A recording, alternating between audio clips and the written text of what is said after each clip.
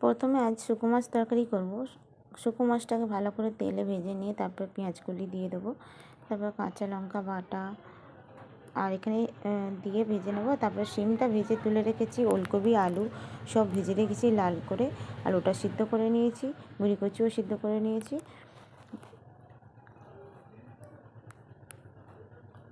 ভালো করে মশলা দিয়ে দেবো, লঙ্কা হলুদ জিরে গুঁড়ো লঙ্কার গুঁড়ো সব দিয়ে ভালো করে কষিয়ে নেবো। শিম কটা ভাজা ছিল, শিম আর ওলকপি ভাজা তোলা ছিল, সেইগুলো দিয়ে একটু নাড়াচাড়া করে একটু চাপা দিয়ে দেবো। আবারও নেড়ে চেড়ে কড়াই শাক কটা দেবো, দিয়ে একটু নুন ছড়িয়ে দিয়ে আর একটু চাপা দিয়ে দেবো।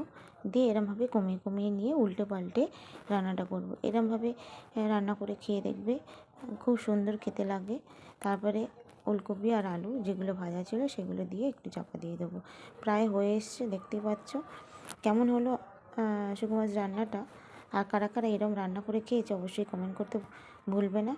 আর এতক্ষণ ধরে দেখার জন্য অসংখ্য ধন্যবাদ।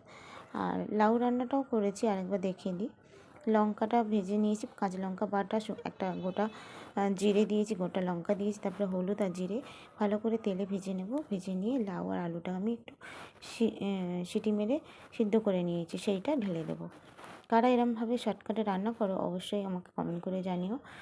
গ্যাসে রান্না মানে একটু শর্টকাটে রান্না করতেই হয়, তাই আমি এইভাবেই শর্টকাটে রান্না করি। আর আমার মতন এরকম শর্টকাটে ফাঁকিবাজি রান্না কারা কারা করতে ভালোবাসো অবশ্যই কমেন্ট করে জানিও। প্রয়োজন মতন জল দেবো, দিয়ে ফুটে গেলে মাছ কটা দিয়ে নামিয়ে নেব। দেখো আমার পরিমাণ মতন আমি জল দিয়েছি, যারা যেরকম খেতে ভালোবাসো ঝোল সেই রকম দেবে। মাছ কটা আমি একে একে বিছিয়ে দেব। বিছিয়ে দিয়ে ফুটে গেলে একটু চাপা দিয়ে দেবো ফোটানোর জন্য।